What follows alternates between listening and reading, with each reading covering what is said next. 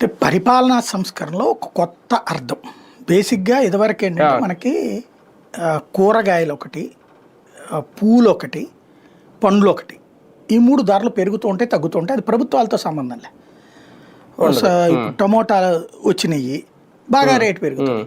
అలాగే టమోటాలు డౌన్ అవుతుంది వర్షాలు వచ్చేసి, అప్పుడు రేట్లు పెరుగుతాయి. అంటే ప్రొడక్షన్ కాస్ట్ బేసిస్ మీద మారుతూ ఉంటాయి, పెరుగుదల తగ్గుదల అనేది. ఈ ప్రభుత్వాలు ఆ టైంలో చేయగలిగేది ఏంటి? ఉల్లిపాయలైనా టమోటాలైనా ఇట్లాంటి కొనటం ద్వారా రైతుకు కొంచెం లబ్ధి చేకూర్చడం, లేదంటే ఎక్కువ రేటు ఉన్నప్పుడు కొని రైతుకి తక్కువ, ఇదే సాధారణ ప్రజలకు తక్కువ రేటుకి ఇవ్వడం.